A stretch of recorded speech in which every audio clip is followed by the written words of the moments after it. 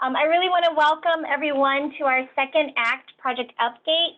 Thank you for joining our Zoom. We really did want to hold this in person, and I really appreciate your flexibility. Life is unfortunately a little different now, so we're trying to go with it. Again, I want to thank everyone who's joining us. I particularly want to welcome Jessica Meyer, who is Congresswoman Susan Davis's district director. Many of you are already very familiar with our project, but for those who aren't, I'll provide a quick overview. This will be followed by an update by Elisa Barnett from the San Diego LGBT Community Center, and then Dr. Heather Pines and I will go over some general results of the community needs assessment. Our original PowerPoint was closer to about 120 slides, so unfortunately we can't share everything, but it will be coming in a white paper that will be available to everybody. Thank you so much for your patience.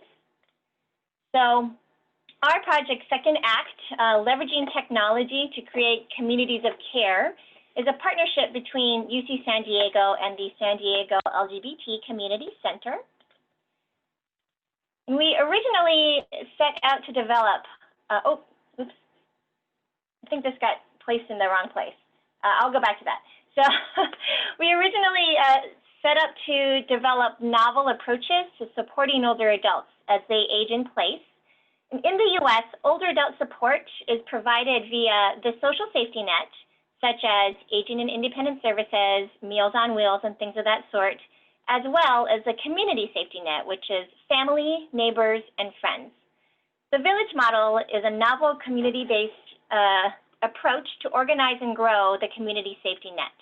Essentially, the village model helps members age in their own community and not have to leave their community in order to be closer to family and gain assistance in that way. It creates opportunities for individuals to use their own talents to benefit the community at large, and it provides social activities to minimize isolation and promote interaction and trust within the community. And this model first started about a decade ago or so with one village, and it's since exploded, and today there's over 200 villages across the US. Unfortunately, there's not a lot of formal evaluation of villages because this is a grassroots movement. But some surveys that have been done with most of the members, they agree that they're more likely to age in place better because they're part of a village. Sorry about that. So there are some limitations of the village model, and these are pretty varied. So most concerning is that persons in a community that are of poorer health are less likely to be associated with a village. There's a general lack of diversity. If you look at villages across the US, they are predominantly older white women, and they're not commonly intergenerational. Villages require annual membership fees to pay for an administrative team as well as operations facilitation. And this administrative team, or the leaders of the village, often require development and gaining resource knowledge that's beyond the scope of their original knowledge base and skill set. And now we have some new concerns with COVID-19. So historically, villages were facilitated through group-based in-person interactions, and we're not doing that anymore, particularly with older adults. So to mitigate the need for membership fees and leadership development, we're anchoring our village in a funded, long-standing resource knowledgeable institution, otherwise known as the San Diego LGBT Center. So we don't have to find and hire administrators because we already have people who work at a wonderful institution who are very well knowledgeable and are already doing a lot of this work. To evaluate the effectiveness in a diverse population, we're housing our village in central San Diego, which is very diverse, and we'll be encouraging intergenerational participation. So our village is not going to just be older adults, but hopefully anyone who's interested in participating in the community safety net in any way, regardless of age. To enhance real-time responsiveness to the needs of village members and having those needs be met, we are going to be piloting the use of a hyperlocal social app. So village planning steps First, we wanted to define the needs of persons living in Central San Diego. This has been completed and what we're going to talk about today. We're currently working on determining the barriers and facilities of implementing the village model, as well as using a hyperlocal social app. And lastly, later in the year, we're going to be starting our village. So now, before I go into our needs assessment, I'm just going to leave it to Elisa. Let me go back to her slide at the beginning, sorry. Elisa, do you want to take over? Absolutely. Thank you, Maile.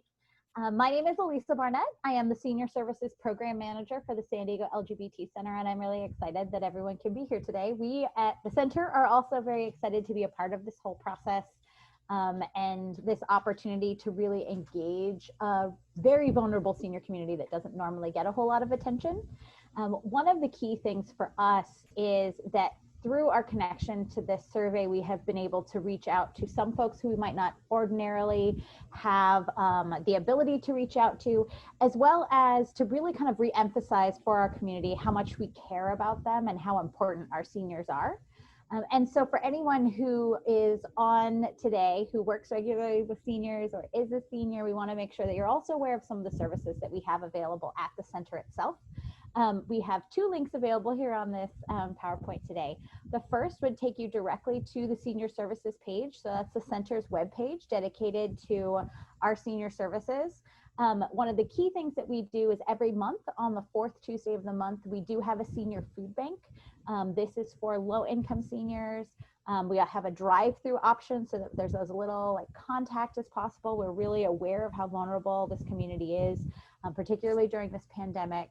And then in talking about some of the things that come up with the village model, as Maile mentioned, it's about aging in place. It's about being able to combat social isolation. So to that end, we have several Zoom social groups that happen. This is specifically for seniors. There's everything from support groups of different kinds to just some sort of coffee social type things going on. So we want to make sure that our seniors are able to be connected to their community.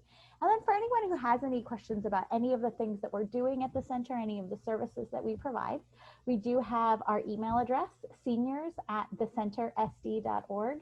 That comes directly to me, so you can feel free to send an email and reach out with questions, or if you just want to share a resource or something that you're familiar with, we would love to hear about it. So again, we're really excited that everyone can be here today and to really be a part of sharing this information as we head into our pilot project. Thank you. Thank you. All right, well, thank you, Maile, and everyone for joining today. I'm excited to share these results with you from our second act community needs assessment. So we administered an online survey from August 2019 to February 2020 to conduct a needs assessment among adults living in Central San Diego. And during that time, about 3,300 people completed the survey and provided information on their sociodemographics, housing status, emotional well-being, coping strategies, mental and physical health, ability to meet basic needs, and then finally, sources of social support.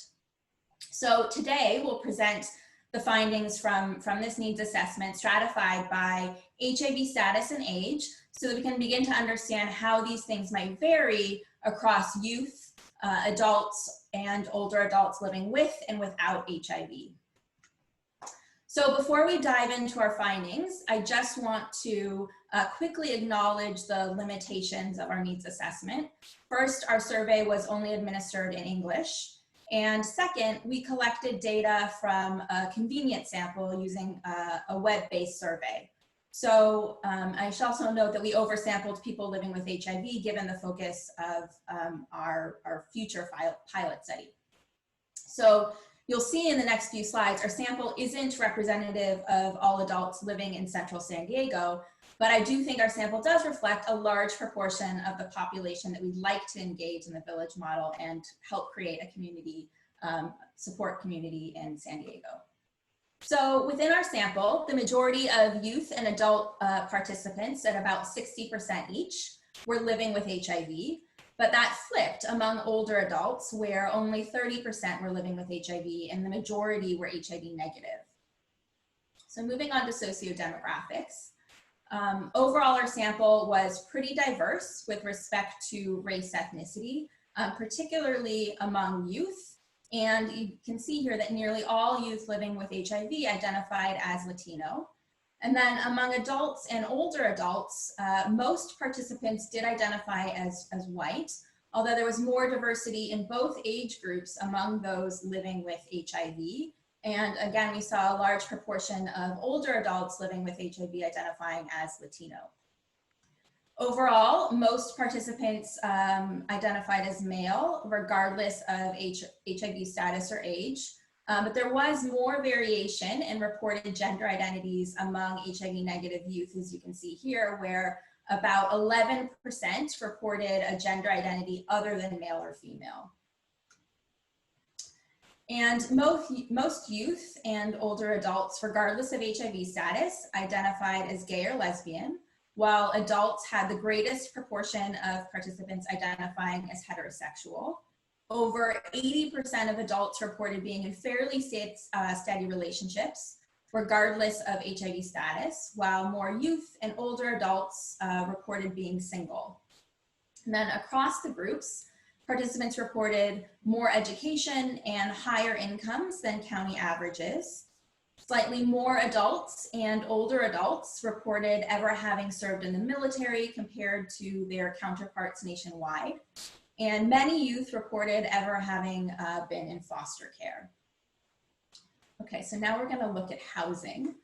So most youth living with HIV reported renting their home or apartment, while there was most variation in current residence among adults living with HIV.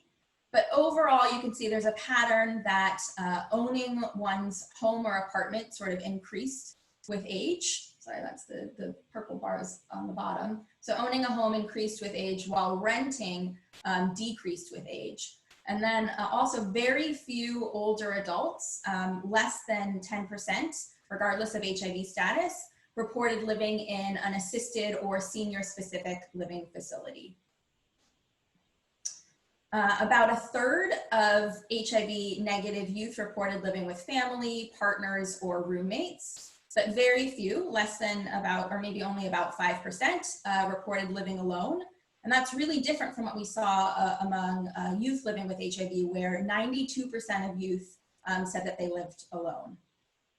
And then overall, living with family or partners was fairly common among adults and older adults, regardless of HIV status. But about half of HIV-negative adults and half of older adults reported that they did live alone, compared to only 15% of adults living with HIV. So slightly fewer of those folks live alone. And then intentions to remain in one's current living situation generally increased with age, regardless of HIV status. But nearly all youth living with HIV said that they didn't intend to remain in their current living situation. And that was only reported by less than 0.5% of participants in other groups. So the biggest takeaway here is that youth living with HIV seem to have the least stable housing situations, perhaps due to the fact that they often rent and live alone and may not have the financial resources to maintain that current housing situation. All right, so now let's look at emotional well-being, mental health, and coping. So 74% of youth living with HIV rated their emotional well-being and mental health as fair, compared to only 13% of HIV-negative youth. And across age groups, HIV-negative participants generally reported higher ratings than those living with HIV, but those differences tended to decrease with age. And then more youth and adults living with HIV reported serious concerns about their feelings of sadness or depression compared to their HIV-negative counterparts. But the severity of concerns related to those feelings didn't really differ by HIV status among older adults. And then across age groups, HIV-negative participants were less likely to have concerns about their other emotional or mental health issues such as anxiety, mood swings, anger, etc. While nearly all youth living with HIV reported moderate or serious concerns about these other emotional or mental health issues. youth living with HIV were also least likely to have someone they can count on most or all of the time for emotional support.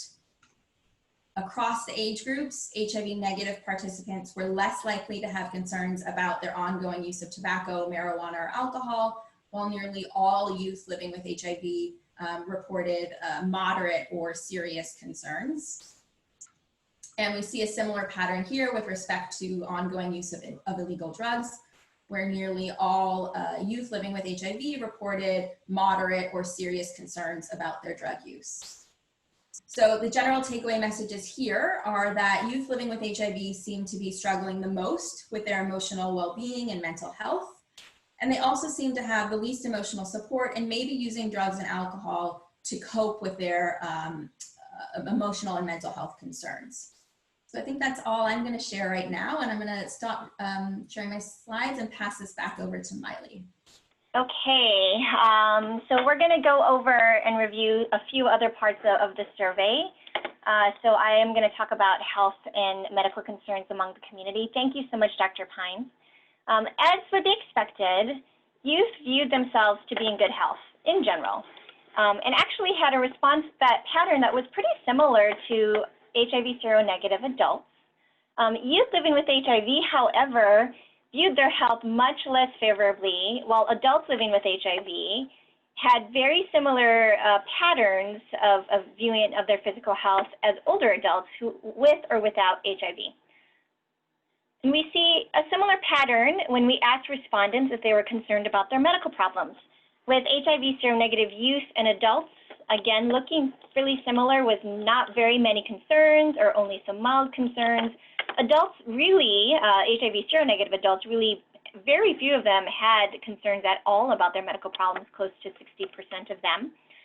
However, again, with HIV seronegative, with HIV positive youth or youth living with HIV, many of them, over 50%, reported having very serious concerns about their medical problems. And again, adults who are living with HIV had a similar response pattern too, both the HIV seronegative older adults as well as older adults living with HIV. And I'm sorry that I didn't explain earlier, when we're talking about older adults in the setting of HIV and just older adults in general in regards to the survey, we actually define older adults as 50 years plus. I know somebody had put that in the chat box. That's primarily because epidemiologic studies suggest that people with HIV are developing age-associated medical conditions like high blood pressure and cancer and kidney disease and liver disease about a decade earlier than HIV seronegative controls. So we're talking about a younger-ish older adult population, and that's why we're not really calling them seniors, because they're not seniors per se, they're older adults. And we also asked a little bit about function to try to figure out how able are people to do some of these daily tasks that are essential for life. So specifically, we wanted to know how able they were to manage tasks like shopping and cleaning and cooking. And interestingly, there are two groups who struggle with this the most, which is a little bit surprising. When we looked at who struggled with these daily tasks most of the time, which is highlighted in this light blue, the folks that do the most is this adult HIV seronegative population. And we also see a little bit more of that as well in the youth population. Again, this slide suggests that HIV positive youth or youth living with HIV are really struggling, with a large proportion, almost 80% of them saying that some of the time they're struggling with household daily tasks. Now, one might wonder if this is related to people without HIV or adults without HIV having more difficulty with finances, but the next slide, where we ask them about how often they need assistance with buying and or making daily meals, seems to suggest that that's not the case.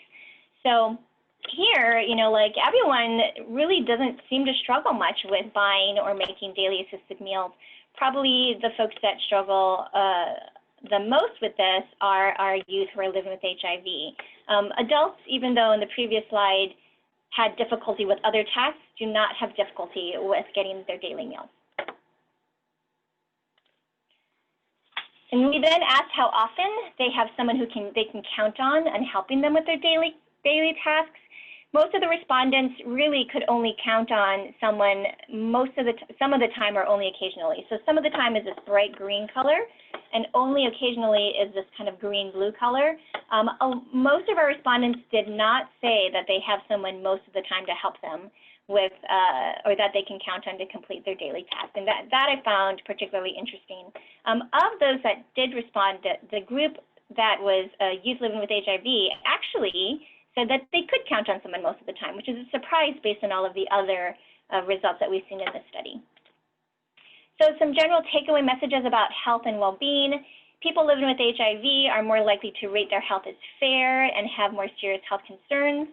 Adults with HIV report similar concerns about their health as older adults with and without HIV, again, a signal that we saw in some of our previous slides. Youth and adults without HIV seem to struggle the most with completing their daily tasks. But, again, based on their response to their ability to either buy or make daily meals, I suspect that might be more related to competing tasks, like having to work a lot or having to take care of a family, rather than actually a financial burden. And older adults, particularly with HIV, are more likely to not have someone to help with tasks, versus youth living with HIV seemed to be more likely to have people to help with their tasks. So then we looked at basic necessities.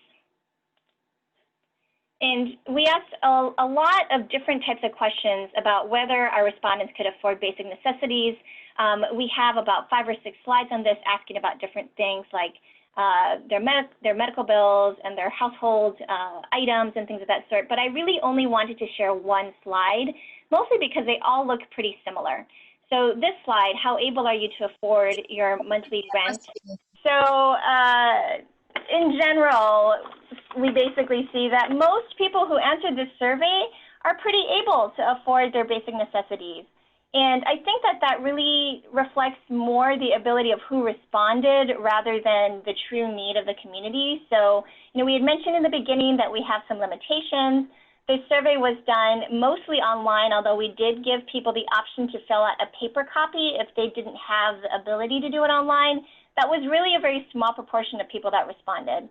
And we didn't quite share all of the demographics of the population, but it did skew, the average salary per year did skew a little bit higher than the general San Diego population. So we do think that we sampled a group that maybe has a little bit more financial means. That being said, hopefully you'll find some of these, sorry, let's see if I can't really click anymore. Okay. So we did ask adults and older adults only if they felt that they were going to have sufficient funds to support them as they age. And dark blue is no, light blue is yes, and then green is I don't know. And for the most part, around, like 70 to 80% of respondents did think that they were going to have sufficient funds, except for this adults living with HIV group. They were much more concerned about whether or not they were going to have sufficient funds to support them as they aged. And we did ask a few questions about problems and changes. So we asked that they use these questions in a list type way. So here are the different things that we asked them if they had what significant problems they had. And as you can see, for both HIV seronegative as well as youth who are living with HIV, financial pressures, fear of losing my job, and work problems were by far the majority of their problems. So they were very concerned, both groups, about that. It's pretty similar when we asked adults. So here we actually just had an open-ended question, so we didn't quite have them tell us the one thing or the one problem they had. We just asked them, what is the most significant problem facing you today? And this is a word cloud. How this is made is we took all of the answers of the participants, and the program basically counts words that are either similar or the same and shows that based on how big and bold the words are. So the biggest and the boldest words are words that multiple respondents had commented on was the most significant problem for them. So in both the adult population as well as the older adult population, income, enough, are two big bolded words that are right in the center of these word clouds. So they also worried about their income. Housing came up a little bit higher here than what we kind of saw with the youth. And then we started to see some other things like loneliness and problems. So really, between adults and older adults, this word cloud looked pretty similar. We then asked youth about the one thing that they would change about their lives. And this is a little bit different between HIV-negative youth and youth who are living with HIV. So the top three were pretty similar, or at least the top two were pretty similar. Money, finance, death, were really big things that they wanted to change, much more so in youth who are living with HIV. So over half of them wanted to change their money or their finances. However, with HIV seronegative youth, most of them, 20% or so, wanted more friends. And that was the second concern, or the second thing that youth living with HIV would change. So these are still very similar concerns, things that youth want to change, although in a slightly different order and a slightly different strength and necessity. And it was quite a bit different with older adults and adults. So we still see money, like money and debt, and money is still pretty prominent in both of these populations. But we also begin to see a few other things in adults who, regardless of their HIV status. Family starts popping up. Healthy starts popping up. With the older adults, we see that a little bit more prominent. So we see socialization and friends as being much more prominent as things that they would want to change, as well as words like health and physical. So it does appear that as older adults are aging, they are shifting some of their priorities from finances and money to socialization, and they are a little bit more worried about their health and their physical state. So some general takeaway messages from that. With age comes an increased likelihood that an individual will face difficulty affording basic necessities. And really, regardless of age, finances, housing, and the desire for more connection remain the most significant problems. Subtle differences exist based on age regarding the one thing that respondents would want to change, with older adults prioritizing relationships over finances, and an increasing concern for health. So social support. I'm going to stop there. Any questions? Anybody have any other difficulties? While we can nope. Okay, I'm going to continue on then. Okay, so we also wanted to inquire about whether respondents had an adequate amount of social support already. So we asked the question, can you rely on at least one family member to support you in illness or injury? And I think, the big takeaway here, again, youth living with HIV, it was really concerning that over 90% of them were uncertain. They were uncertain if they could rely on anyone in their family to help them. It was much more likely that HIV seronegative youth and adults were more likely to be able to rely on a family member. However, adults living with HIV, as well as older adults, regardless of their HIV status, had, again, very similar patterns. About 40% of them felt very confident that they could rely on a family member. A similar amount were uncertain, and then less than 20% or so did not believe that they could rely on a family member. This I found interesting. Between the HIV seronegative older adults and older adults living with HIV, there are actually a lot more HIV seronegative adults that really did not feel that they could rely on a family member to support them in illness and injury. So I feel like this is kind of an interesting standout population for that question. We asked if they had difficulty finding opportunities for connection. Youth, and this is just in adults and older adults, so we did not ask this question of youth, assuming that youth were a little bit more able, but maybe we should have asked this question for youth based on some of the answers that we got earlier.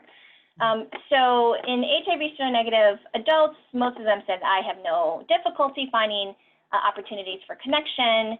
But with both the adult and older adult population of people living with HIV, there was a little bit increased difficulty finding connection. So adults living with HIV had a lot of more serious difficulty and moderate difficulty.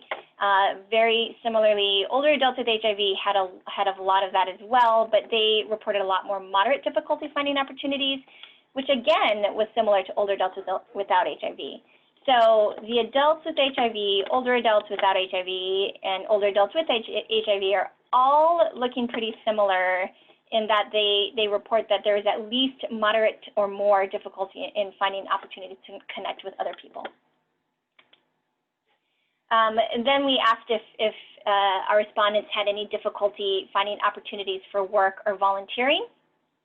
And again, HIV seronegative youth and adults really don't seem to have any difficulty at all. That's indicated in this like a dark blue color. Adults with HIV, older adults with and without HIV, again, looked pretty similar. Maybe older adults having a little bit more moderate difficulty in finding opportunities for work and volunteering. Again, this could be because it is harder for older adults to enter or re-enter the workforce. But what was, again, really worrisome is that youth living with HIV, about 60% or so reported having very serious difficulties in finding opportunities for work and volunteering. And I wanted to just show this slide because I'd like you to just take a look at these two slides kind of back to back in quick succession. So we have this slide and then we have this slide. They look pretty similar, and this slide makes me wonder how much of those difficulties with finding opportunities for work and volunteering have to do with transportation.